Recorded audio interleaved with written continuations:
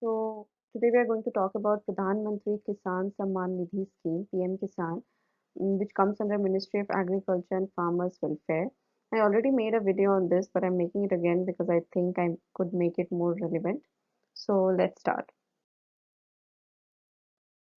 So, as per PIB, 24th Feb 2020 marks the first anniversary of formal launch of this central sector scheme. So, when we talk about central sector scheme, it means that it is 100% funded by the central government. And if it is centrally sponsored, then it is somewhat funded by the state governments as well. But PM Kisan is central sector scheme where 100% fund is provided by the central government. Okay, the scheme is effective from 1st December 2018. So you need to be very clear with the dates that which date represents what. Like the formal launch of the scheme was on 24th Feb 2019, but it is effective from 1st December 2018 from a back date. Okay, and the cutoff date for identification of beneficiaries with regard to their eligibility is 1st Feb 2019. So you need to know three dates. That is, the eligibility of the beneficiaries will be determined by which cutoff date, that is 1st Feb 2019, and the scheme is effective from 1st December 2018, and it was launched on 24th Feb 2019. Okay, and the whole responsibility of identification of beneficiaries lies with the state or UT governments. Central government doesn't play a role in this. Okay. And the scheme initially provided income support to all small and marginal farmers' families. It was not for all farmers' families. Initially, it was only for small and marginal farmers' families. So, when we talk about small and marginal, it means that any farmer family which holds cultivable land up to 2 hectares would be eligible for the scheme.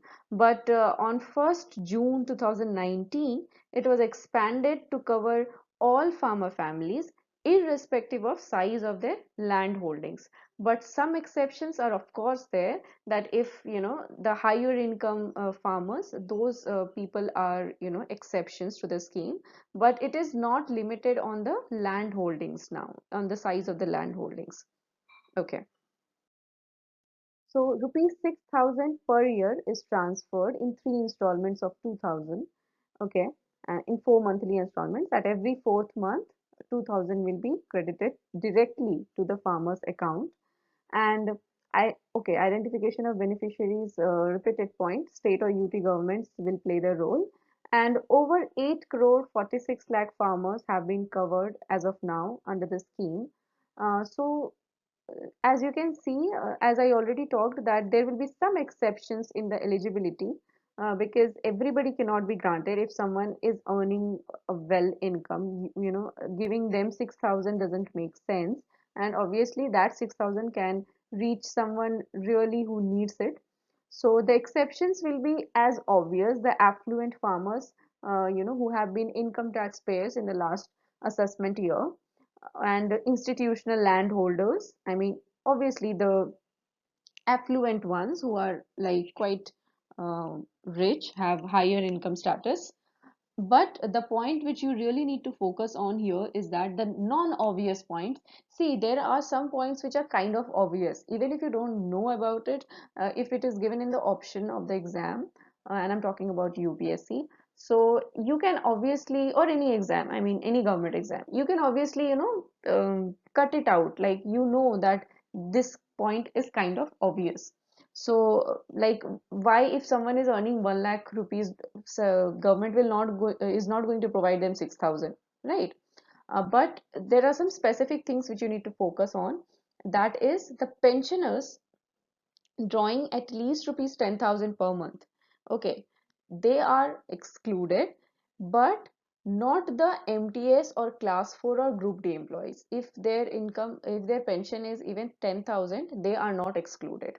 Okay, so that thing you need to put in mind, that group D employees, class 4 and MTS employees, these are not the exceptions, even if their pension is 10,000. Okay. And if you can just see the website of the PM Kisan Samman Nidhi, so you can see that there is a farmer's corner which is highlighted here, in which you can see different options are there: new farmer registration, edit Aadhaar failure record, beneficiary status, beneficiary list, and status of self-registered or CSC farmer, and then downloading the mobile app. So I just wanted to show you that there is a farmer's corner also in this scheme where the farmer can register himself, um, new farmer registration, and he can check the status and everything wherever his application is, or whatever the status of the beneficiary, everything can be checked from the site itself, from the portal itself. And also, if you can see in in red, it is written on the top: attention farmers and traders, now you can contact vehicle providers for transporting agricultural produce using Kisan Rath mobile app launched by Government of India. So yesterday I uploaded a video in which I have, actually it's today itself because it's not 12 a.m. So yeah, so Kisan Rath app I already discussed in last video. You can check it out. Of I think it was Pradhan Mantri Fasal Bima Yojana.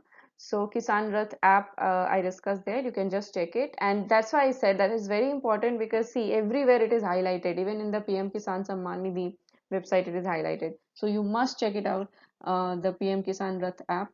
And yeah, that's all about the scheme. And tell me if there is something you need to add on to it. You can just write it on the comments. That is it from my side. Take care of your health. Bye bye.